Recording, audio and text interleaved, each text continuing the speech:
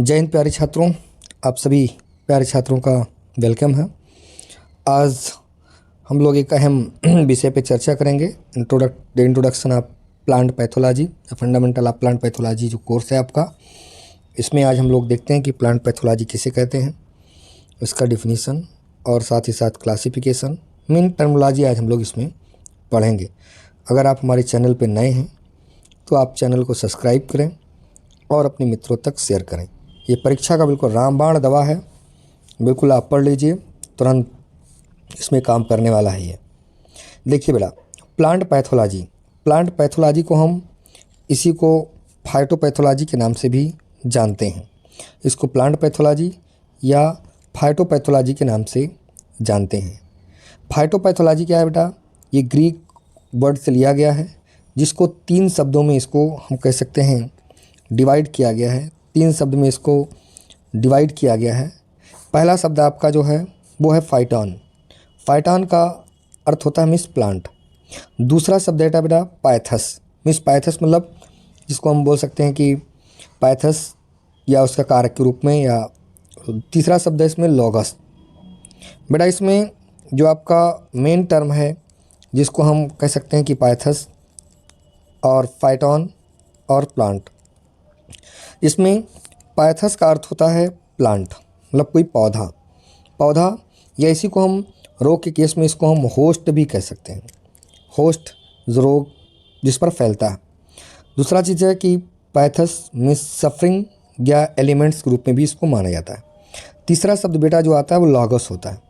Logos या उसी को हम स्टडी कहते हैं, नॉलेज, मतलब आप कह सकते हैं कि प्लांट सफरिंग मीन्स जो डिजीज़ या रोग के बारे में अध्ययन करना ही, उसी को हम प्लांट पैथोलॉजी बोलते हैं, या इसी को हम फाइटोपैथोलॉजी के नाम से जानते हैं। देखते हैं बेटा कि फाइटोपैथोलॉजी होता क्या है, इसका मेन टर्म्स क्या है, इसका डिफिनीसन क्या है। तो plant pathology is the branch of agriculture, botanical और बायोलॉजिकल साइंस, या आप बायोलॉजिकल साइंस मतलब जीव विज्ञान की एक या कृषि विज्ञान की एक शाखा है। Science which deals with study of causes, etiology, resulting loss, उसके बाद में losses and management, control of plant disease, इस चीज़ का अध्ययन किया था। मतलब रोग कैसे होता है, उसका कारक क्या है, उसका हेतु की क्या है, उसका रिजल्ट मतलब उसका प्रभाव क्या होता है, उससे लॉस क्या होता है, उसका प्रबंध कैसे करते हैं, नियंत्रण कैसे करते हैं, इस सब का अध्ययन हम प्लांट पैथोलॉजी के अंतर्गत करते हैं। तो बेटा एक बहुत ही इम्पॉर्टेंट एक क्वेश्चन बन सकता है, मतलब ये डिफ़ाइन करने के लिए आ सकता है। तो इसमें आप डिफ़ाइन कर सकते हैं कि प्लांट पैथोलॉजी किसे कहते हैं, ये हो गया। दूसरा है बेटा कि ऑब्जेक्टिव ऑफ प्लांट पैथोलॉजी का उद्देश्य क्या है। तो इसमें सबसे पहले क्या करते हैं कि स्टडी करते हैं हम, इसमें study of biotic, abiotic, environmental causes of plant disease, मतलब जो पौधों का रोग होता है, जैविकी या अजैविकी या बारहमंत्रीय, वातावरणीय, इनका कॉजेज कैसे प्लांट में होता है। अगला क्या होता है कि to study the mechanism of disease development, disease जो वृद्धि करने का उसका क्रियाविधि क्या है, इसके बारे में देखते हैं। स्टडी ऑफ इसमें interaction between plant and pathogen, मतलब जो एक पौधा है और पैथोजन मतलब जो इसको हम बोलते हैं रोग कारक, उन दोनों के बीच में आपसी संबंध क्या है। उसके बाद में to develop the method of plant disease management control, मतलब जो प्लांट डिजीज़ उसका मैनेजमेंट कैसे करते हैं, उसका कंट्रोल कैसे करते हैं, इस चीज़ को बेटा देखते हैं कि मैनेजमेंट और कंट्रोल किस तरीके से किया जा सकता है प्लांट डिजीज़ का। आगे इसमें देखते बेटा कि प्लांट इसमें पैथोलॉजिस्ट इन इंडिया, मतलब भारत के लिए, वैसे वर्ल्ड के लिए भी, भारत के लिए प्लांट पैथोलॉजिस्ट कौन कौन से हैं। पिछली बार एग्जाम में बेटा पूछा गया था, 2-3 साइंटिस्ट का नाम दिया था, उनके बारे में डिटेल लिखना भी था। तो सबसे मेन अगर पैथोलॉजिस्ट में नाम आता है तो E.J. बुटलर जी का आता है, जो 1901 से 1920 के बीच में उन्होंने डेवलपमेंट किया है। तो the first plant pathologist in India, मतलब ये पहले पैथोलॉजिस्ट भारत के लिए हैं। उन्होंने fungi and disease in plant, इसमें इन्होंने अपना एक बुक भी लिखा है। इन्हीं को हम क्या बोलते हैं, father of plant pathology in India, मतलब भारत के प्लांट पैथोलॉजी के पितामह इन्हीं को कहा जाता है। एक चीज़ इसको भी आप जान लीजिए। तो मेन चीज़ कि जे बुटलर जी के बारे में और डीडीजी के बारे में, इन्होंने ही start the study of identification of fungi के स्टडी के बारे में इन्होंने ही अध्ययन किया था।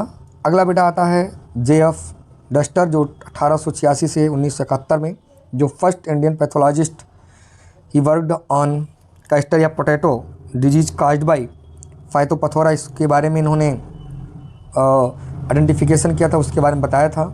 क्योंकि late blight of potato, early blight of potato, जो पाइथोपथोरा इन्फेस्टेंस और पाइथोपथोरा, तो इस तरीके से इन्होंने भी अपना योगदान दिया है। आगे अगर देखेंगे बेटा तो इसमें जो आता है वो आगे है कि बीबी मुंडकर जी ने 1948 में उन्होंने क्या किया कि development of disease resistant variety, उन्होंने डिजीज रेजिस्टेंट वैरायटी के बारे में, जो रेसिस्टेंट प्रतिरोधी प्रजातियों के बारे में खोज किया। किसके लिए? जैसे built of cotton, identification classification Indian जो स्मिथ फंजाई है उसके बारे में। तो इस तरीके से कह सकते हैं कि इस्टेब्लिशमेंट इंडियन पैथोलॉजिकल सोसाइटी का भी इन्होंने स्थापना किया। उसके बाद में इसमें केसी मेहता का नाम आता है, इन्होंने रस्ट इन इंडिया, रस्ट के बारे में इन्होंने खोज किया था। इस तरीके से SP सर के बारे में अगर देखें तो work in viral plant disease इन्होंने देखा। YL नेने भी बहुत ही इम्पॉर्टेंट चीज़, कभी कभी कंपटीशन में भेजा जाता है। रिपोर्टेड इन खैरा डिजीज़, जो धान में खैरा रोग होता है जिंक की कमी से, उसका खोज YL नेने जी ने, जो खैरा डिजीज़ इन राइस, इन्होंने ही खोज किया था। उसके बाद में RS सिंह जो डॉट इन यहाँ पर फेमस बुक प्लांट डिजीज़ के लिए इन्होंने लिखा था। आगे अगर देखेंगे बेटा इम्पॉर्टेंट्स इवेंट्स इन प्लांट पैथोलॉजी में इम्पॉर्टेंट इवेंट्स कौन कौन से हैं? जैसे 1845-46 में लेड ब्लाइट ऑफ पोटैटो, यहाँ पर इसके बारे में देखा गया। 1867 में जो कॉफ़ी रेस्ट श्रीलंका में। अगला है कि 1869 में 1869 में कॉफ़ी रेस्ट जो इसमें साउथ इंडिया में। 1919 में brown spot leaf spot in rice, इसके बारे में। 1838 और 39 में red rot of sugar cane. 1943 में brown leaf spot of rice. उसके बाद में 1956 और 57 में इसमें रस्ट इन बिहार, इसके बारे में इन्होंने इस सन में इसका डिस्कवर्ड हुआ। आगे अगर आप देखें कि इम्पॉर्टेंस ऑफ प्लांट डिजीज़ की अगर इम्पॉर्टेंस की बात करते हैं तो यहाँ पर लॉसेस काज्ड बाई, यहाँ पर डिफरेंट पेस्ट इन क्रॉप, इसके बारे में अगर देखें तो डिजीज़ से वीड से मीन्स खरपतवार से लॉस कितना है, यहाँ पर 33%, डिजीज़ से 26%, इंसेक्ट से 20%, और जो स्टोरेज पेस्ट है उनसे 7%, जो रोडेंट्स जो चूहा वगैरह जैसे इनसे 6%, अदर 8%। इस तरीके से अलग अलग यहाँ पर इन परसेंटेज अगर आप देखेंगे तो अलग अलग इम्पॉर्टेंट इन परसेंटेज जो प्लांट डिजीज़ के लिए अलग अलग तरीके से हुआ है। यहाँ पर जैसे क्वालिटेटिव इम्पॉर्टेंस, क्वांटिटेटिव इम्पॉर्टेंस, इसमें अलग अलग जो टोटल लॉसेस बाई डिजीज़ वो लगभग 10 to 12% लॉस होता है। आगे हम बात करते हैं बेटा कि प्लांट डिजीज़ क्या होता है।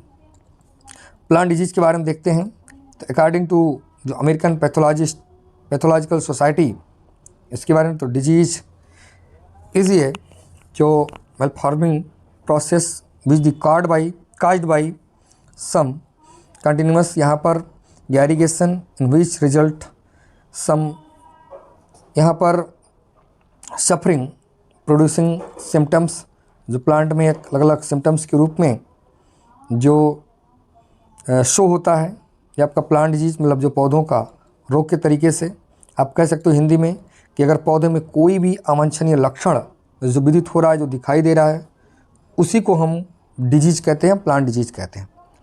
अगला यहाँ पर बेटा आता है कि पैथोजन क्या होता है। पैथोजन को हम हिंदी में रोग कारक कहते हैं। क्या कहते हैं? रोग कारक। तो रोग कारक पैथोजन कोई भी रोग फैलता है।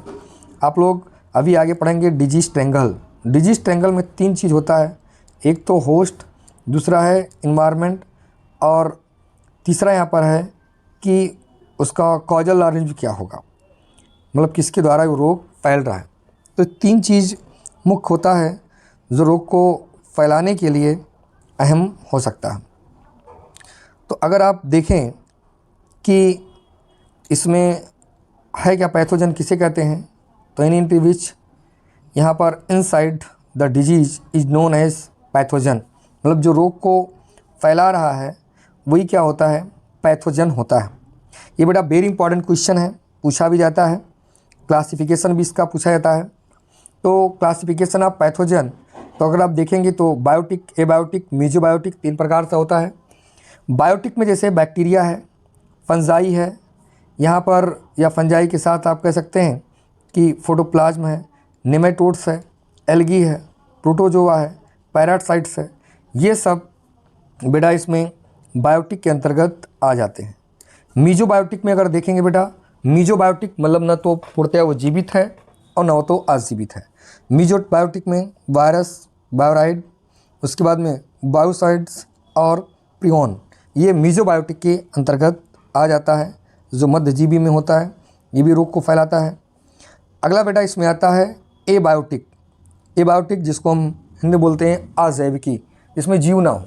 अजैविकी में इसमें अगर देखें तो क्लाइमेटिक कंडीशन में जैसे लाइट इसके प्रभाव से, या टेम्परेचर, ह्यूमिडिटी, रेन, उसके बाद में हेल्थ, या यहाँ पर फॉर्स या स्टॉर्म, या आपका रिलेटिव ह्यूमिडिटी RH, इस सब के द्वारा जो क्लाइमेटिक कंडीशन है उससे भी कुछ रोग उत्पन्न होते हैं।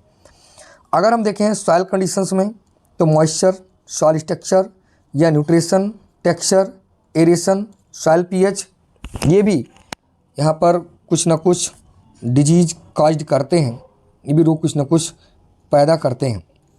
आगे अगर देखें बेटा तो यहाँ पर कि केमिकल इंजरीज कुछ हो जाते हैं इससे भी, जैसे इसमें एक हो जाता है कि पॉल्यूशन के प्रभाव से भी, या पेस्टिसाइड इसके भी प्रभाव से हो जाता है, तो पेस्टिसाइड से भी, इसके भी प्रभाव से, या इनप्रॉपर कल्चरल प्रैक्टिसेस, जो हम कल्चरल प्रैक्टिसेस अगर सही ढंग से नहीं करते हैं, जो कृषि क्रियाएं होती हैं उसको सही ढंग से नहीं करते हैं, तो उससे भी रोग उत्पन्न हो जाता है। जैसे डेप्थ ऑफ सोइंग, या फिर इम्प्रॉपर इरिगेशन, या फिर इम्प्रॉपर फर्टिलाइजेशन, या इम्प्रॉपर यहाँ पर आप देख सकते हैं कि हार्वेस्टिंग, इस सबसे भी विभिन्न प्रकार के रोग उत्पन्न होते हैं। और यहाँ पर फिर देखते हैं सेवरल पैथोजेंस जो किसके माध्यम से रोग फैलते, किसके चीज़ के ऊपर आप कह सकते हैं कि पैथोजन निवास करते हैं।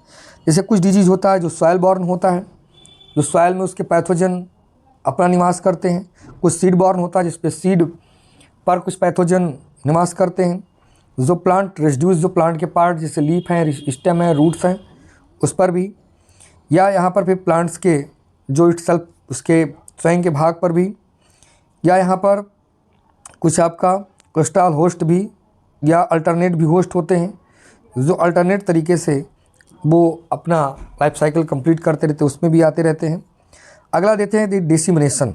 ये पैथोजन कैसे डिसिमिनेट होते हैं, तो डिसिमिनेशन या डिस्पर्सल ऑफ पैथोजन, तो एक तो होता है ऑटोनोमस डिसिमिनेशन, जो डिस्पर्सल मतलब एक तरीके से आप कह सकते हैं जो प्रकीर्णन की क्रिया करते हैं बाई सॉइल के माध्यम से, बाई सीड के माध्यम से, बाई प्लांट या प्लांट पार्ट के माध्यम से, इनका डिसिमिनेशन प्रमुख तौर पर होता है। आगे देखें तो पैसिव डिसिमिनेशन में बाई एयर के, हवा के माध्यम से भी जो पैथोजेंस होते हैं वो एक जगह से दूसरे जगह पर प्रभावित करते हैं। वाटर के माध्यम से, वेक्टर में जैसे इंसेक्ट वगैरह आते हैं, इसके माध्यम से भी, ह्यूमन विभिन्न प्रकार की प्रक्रियाएं करते हैं, उसके माध्यम से भी कुछ पैथोजन का वेक्टर्स यहाँ पर होता है। उसके बाद में कोच पस्टुलेस इसमें भी पूछता है, जैसे क्या क्या होता है इसमें, जैसे एसोसिएशन, आइसोलेशन, उसके बाद में इनोकुलेशन, उसके बाद में आपका रिजोल्यूशन, एक अलग अलग प्रोसेस इसके अंतर्गत कभी कभी पूछ लेता है। बेटा एक क्वेश्चन यहाँ पर भी ये भी बहुत महत्वपूर्ण पूछा जाता है कि क्लासिफिकेशन ऑफ प्लांट डिजीज के क्लासिफिकेशन क्या क्या है। इसमें अलग अलग तरीके से प्लांट डिजीज़ का क्लासिफिकेशन किया गया है। इसको क्लासिफाइड किया गया है। जैसे क्लासिफिकेशन ऑफ प्लांट डिजीज, जैसे पहला आपका है according to affected on the host plant, host plant के अकॉर्डिंग इसको क्लासिफाइड किया गया है। जैसे लोकलाइज्ड डिजीज या आपका सिंथेटिक डिजीज। तो लोकलाइज्ड डिजीज इससे क्या है कि रस्ट ऑफ हीट है, जो प्लांट के किसी एक मेन भाग को ये प्रभावित करता है। अगला आपका होता है कि सिस्टमिक डिजीज, जैसे आपका लूज स्मेट ऑफ व्हीट, ये भी इसके अंतर्गत आता है, जो लूज स्मेट ऑफ व्हीट। अगला इसमें जो बेटा आता है वो अकॉर्डिंग टू सिम्टम्स, जो सिम्टम्स दिखते हैं उसमें भी आता है। जैसे एक तो आपको क्लियर हो गया कि इसमें जैसे लोकलाइज्ड डिजीज, और उसके बाद में फिर एक आपका लोकलाइज्ड का मतलब होता है कि इनमें पौधों के किसी एक अंग या भाग को जो रोग के द्वारा प्रभावित होता है या संक्रमित होता है, मतलब ये पौधे के किसी सीमित अंग तक या क्षेत्र तक ये रोग फैले होते हैं। भाई जैसे कहने का अर्थ क्या है कि यह एक प्लांट है, इसमें लीफ है, रूट्स है, इसके सीड्स हैं या इसमें फ्लावर है, इन सब में किसी एक भाग पर अगर इस रोग का लक्षण रहता है, तो जैसे रस्ट ऑफ व्हीट या जिसको गेहूं का कीट रोग बोलते हैं। अगला इसमें आपका है कि सिस्टमिक, मतलब इसमें सर्वांगीण मतलब पौधे के सभी भाग या पूर्ण भाग कह सकते हैं पौधे का संक्रमित हो सकता है। जैसे पौधे की पत्ती है, पौधे का लीफ, पौधे का आप कह सकते हैं कि ग्रेन्स या रूट, ये सब उसको अफेक्टेड हो सकते हैं। तो जैसे आपका एक एग्जाम्पल, बेस्ट एग्जाम्पल इसमें है कि लूज स्मेट ऑफ व्हीट। अगला होता है कि अकॉर्डिंग टू उसके अफेक्टेड पार्ट में या जो सिम्टम्स हैं, तो जैसे इसमें smut disease, rust disease, mildew, wilt disease, blight disease, canker disease, root rot disease, ये सब इसके अंतर्गत आते हैं। अगला होता है बेटा अकॉर्डिंग टू प्लांट पार्ट या प्लांट अफेक्टेड पार्ट। जैसे एक आपका रूट डिजीज, मतलब इसमें पौधे का केवल रूट ही डेवलप होगा, उसका केवल जड़ ही डेवलप, उसे इसमें जड़ में केवल रोग, तो अफेक्टेड रूट। जैसे रूट रॉट ऑफ वेजिटेबल या तो ये भी एक रोग फैल सकता है इसमें, या स्मट डिजीज जो अफेक्टेड इन स्मट प्लांट का जो स्टम है, स्टम है उसको, तो स्टम गाल आप कोरेंडर, या फिर आपका यहाँ पर फोलियर डिजीज जो अफेक्टेड ऑफ फोलियर प्लांट्स, जैसे लीफ, तो लीफ में जैसे लीफ स्पॉट ऑफ सोरघम, या fruit disease affected in fruit of plants, इसमें फ्रूट रॉट आप बोल सकते हैं कि ब्रिंजल जो केवल फल को ही उसके प्रभावित करते हों। अगला आता है बेटा इसमें कि according to host plant affected, इसमें जैसे पहला है कि फील्ड क्रॉप डिजीज, उसके बाद में फील्ड क्रॉप डिजीज में जो फील्ड क्रॉप से रिलेटेड जितने भी पौधे होंगे उसमें भी रोग फैलेगा। जो फील्ड क्रॉप में जैसे गेहूँ, धान, ज्वार, बाजरा, मक्का, ऐसे फील्ड क्रॉप में आता है। वेजिटेबल डिजीज जो सब्जी वाले पौधों पर रोग फैलते हों। फ्रूट ट्री डिजीज, या फिर आपका फॉरेस्ट डिजीज, और या फोर्जन मतलब क्रॉप डिजीज जो फाडर या जो चारा वाली फसलें हैं उन फसलों पर भी ये प्रभावित होता है। ये चीज़ इसमें देख सकते हैं। अगला यहाँ पर बड़ा कि अकॉर्डिंग टू मोड ऑफ, यहाँ पर कैसे मोड ऑफ एक्शन किस तरीके से इसका प्रभाव हो सकता है, किसके द्वारा किसके ऊपर हो सकता है। तो पहला है कि सीड बॉर्न डिजीज, जिसके पैथोजन सीड पर हों और वो सीड से अगले जनरेशन में रोग को अफेक्टेड करते हों, जैसे लूज स्मेट ऑफ व्हीट। या अगर आपका सॉयल बॉर्न डिजीज जो आप कह सकते हैं कि सॉयल पर, जिस सॉयल में जिनके पैथोजन रहते हैं, जैसे seed blight of rice. According air borne disease जैसे रस्ट ऑफ व्हीट, ये क्या है, एयर बॉर्न डिजीज के रूप में आता है। अगला होता है कि according to multiplication of pathogen, मतलब पैथोजन कैसे इसका बढ़ता है। तो एक तो होता है इसमें मतलब कि जिसको बोलते हैं मतलब कि रोग का गुणन के अनुसार विधि कि कैसे वो बढ़ता है।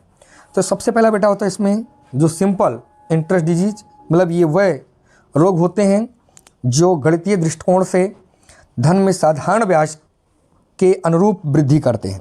अब धीरे धीरे आप कह सकते हैं कि इनका फलवर्धन कार्य एक रोगी पौधों पर और जो स्वस्थ पौधे पर नहीं फैलते हैं, मतलब बहुत धीरे धीरे आप कह सकते हैं कि इनका प्रभाव किसी एक पौधे तक ही ये सीमित रहते हैं, एक पीढ़ी तक ही सीमित रहते हैं।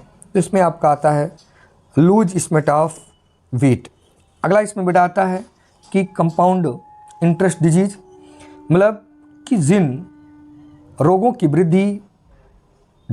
वृद्धि दर गणित रूप में धन में चक्रवृद्धि ब्याज के रूप में, मतलब कंपाउंड इंटरेस्ट के रूप में, जैसे चक्रवृद्धि रोग के नाम से भी इसको जानते हैं, जो वर्धन काल के समय रोगी पौधे से स्वस्थ पौधों पर आसानी से पहुंच जाते हैं। मतलब कहने का अर्थ क्या है कि कोई अगर एक इन्फेक्टेड प्लांट है और एक कोई बिल्कुल से डिजीज फ्री प्लांट है, तो उस पर उनके जो पैथोजन हैं वो आसानी से पहुंच जाते हैं। तो ये आपका आता है जैसे ब्लैक रस्ट ऑफ व्हीट, इसमें प्रमुख तौर पर आता है। अगला बेटा इसमें आता है कि according to the major causal agent.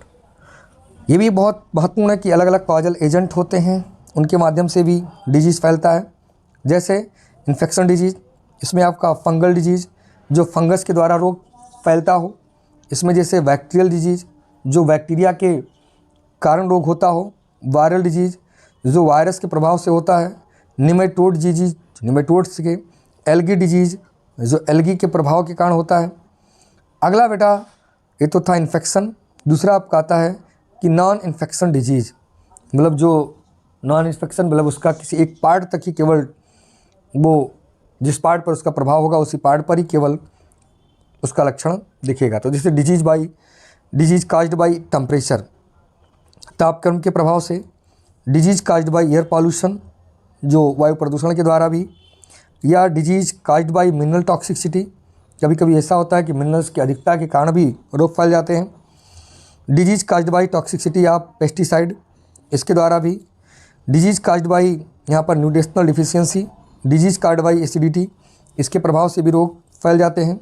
According to occurrence, यहाँ पर जैसे एंडेमिक डिजीज़ और उसके बाद में फिर पेंडेमिक डिजीज़ इस तरीके से आते हैं। तो एंडेमिक डिजीज़ में जैसे प्रमुख तौर पर इसमें आप कह सकते हैं कि जब कोई रोग एक विशेष देश या विशेष भूभाग या विशेष क्षेत्र में ही वह रोग फैला रहता है, तो ये आपका यहाँ पर एंडेमिक डिजीज़ के रूप में होता है। तो इस तरीके से मतलब जो डिजीज़ कह सकते हो कि लिमिटेड एरिया में रहता हो और एवरी ईयर जो प्रॉपर, या आप कह सकते हो कि यहाँ पर more losses do no more losses, बहुत ज़्यादा जब किसी एक विशेष क्षेत्र में रहता है तो बहुत ज़्यादा लॉस नहीं होता है। यहाँ पर जैसे अर्ली ब्लाइट ऑफ पोटैटो, या जैसे onion, smut, citrus, canker, flag Schmitt of wheat, ये सब इसके अंतर्गत यहाँ पर बेटा आते हैं। अगला आप देखोगे इसमें तो एपिडेमिक डिजीज़ के रूप में, जैसे जो कह सकते हैं कि पादप महामारी के रूप में, जो आप कह सकते हो कि यहाँ पर बहुत लार्ज एरिया जो एक बड़े क्षेत्र में, और जो आप कह सकते हैं कि प्रॉपर बड़े क्षेत्र में और कम समय में बहुत तेज़ ये फैलने वाले हों। मोर लॉसेस जो बहुत ज़्यादा लॉस करते हों, जैसे लेट ब्लाइट ऑफ पोटैटो बहुत ही कम समय में और अधिक क्षेत्रों में फैल करके उसको प्रभावित करता है।